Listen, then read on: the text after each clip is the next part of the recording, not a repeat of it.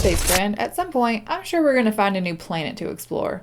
Otherwise, why even steal this spaceship that I don't know how to use? And when we find that planet, we may need to be a little sneaky. To prepare for that, let's use a sound sensor to determine just how loud we're being. Microphone sound sensors come with an electret microphone to detect sound, a potentiometer to adjust sensitivity, and a preamplifier to turn a weak audio signal into a stronger one. Some sensors have a D0 for digital output and A0 for analog output, but the one I'm using today only has 3 pins and just uses the S pin as general output.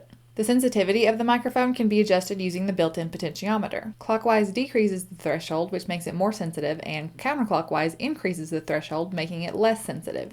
The module's purpose is to detect sound, and it can be programmed to trigger some kind of output depending on the noise level that it detects. To see how this sensor works, we're going to light up an LED by making some noise. We need the sound sensor module, an LED, a 220 ohm resistor, a breadboard, and 5 jumper wires, 3 of them male to female.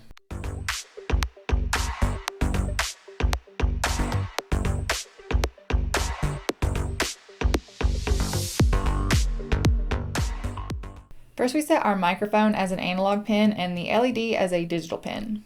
We're doing that because the microphone is going to detect an analog value between 0 and 1023, and the LED is only going to be 2 states on or off. In the setup, we're starting the serial monitor and setting the pin modes, LED as an output and the microphone as an input. In the loop, we are first going to set the variables for a minimum and a maximum value. These variables will store minimum and maximum values of the analog readings that we're going to get from the microphone. The syntax in this for loop is stating that we're going to run the loop for 100 times, and on each iteration, an analog reading is going to be taken from the sensor and stored in the val variable. After each of these readings, the minimum and the maximum values are going to be measured within those 100 readings. The min and max function take similar parameters, the x and y value, which can be any data type. The min function calculates the minimum of the x and y values that you provide, in our case the variable min and the variable val, and outputs the minimum of those two. If minimum is smaller than val, then it will return the minimum variable. The max function does the same thing, only it calculates and outputs the maximum of the 2 variables you provide. If maximum is smaller than val, it will return val. If maximum is larger than val, it'll return maximum. The way this works in the loop is that we're starting off with a minimum and maximum value of 1023 and 0.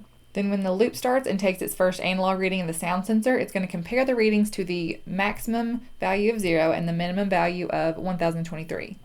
And then it'll return whichever is smaller. Then when the loop starts and takes its first analog reading of the sound sensor, it's going to pair the reading to the minimum 1023 and return whichever is smaller. It does the same for max, but it returns the larger. So if the analog sensor reading is 500 the first time, then after the first iteration of the loop, 500 will be stored in the min variable because it's smaller than 1023, and 500 will also be stored in the max variable because it's larger than 0. When the loop iterates again, it's going to do the exact same thing, only it's going to compare the minimum and maximum values it's reading in to 500 instead of 1023 and 0. This happens 100 times, and then the loop will exit with the minimum and maximum values stored in those min-max variables. Delta refers to a change in something. In this case, it's the difference in the highest and lowest sensor reading.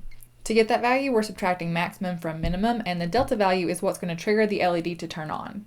We're going to print out the min, max, and delta values just for funsies and just to see what the sensor is actually reading in. Then in the if statement, we're creating a threshold value of 200 to compare to the delta value.